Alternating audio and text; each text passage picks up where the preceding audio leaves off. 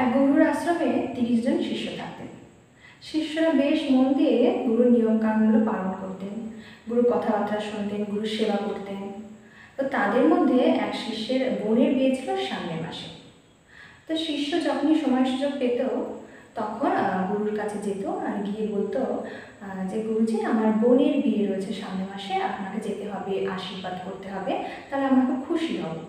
তো এই ধরনের কথা বলতো, কিন্তু গুরুজি তেমন কোনো কথাই উত্তর দিতেন না। গুরুজি শুধু বলতেন, হ্যাঁ, তোমার বোনের বিয়ে তুমি অবশ্যই যাবে, আমি এখান থেকে আশীর্বাদ করে দেবো, তার খুব ভালো হবে। তো তারপর শিষ্যটি চলে আসতো।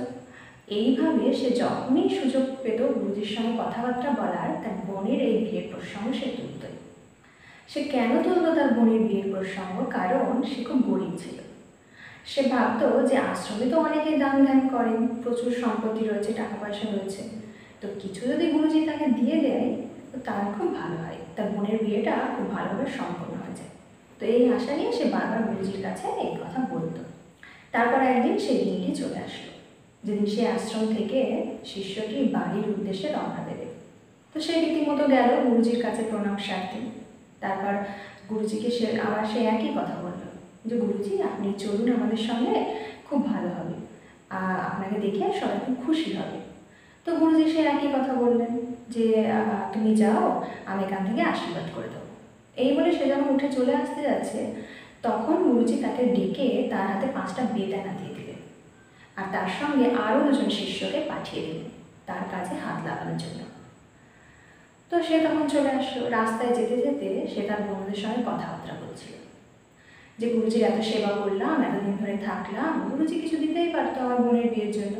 তো গুরুজি জানে যে আমরা এত গরিব, তাহলে বোনের বিয়েটা একটু ভালোভাবে সম্পন্ন হয়ে যেত। এইসব বলতে বলতে সে যাচ্ছিল। অন্য বন্ধুরা তখন তাকে বলছিল যে না না, সব ঠিকই হবে, গুরুজি যখন বলেছেন সব ঠিকই হবে, চলো, অত চিন্তা করো না, ঠিকঠাকভাবে সব সম্পূর্ণ হয়ে যাবে, এই বলে তারা যাচ্ছিল।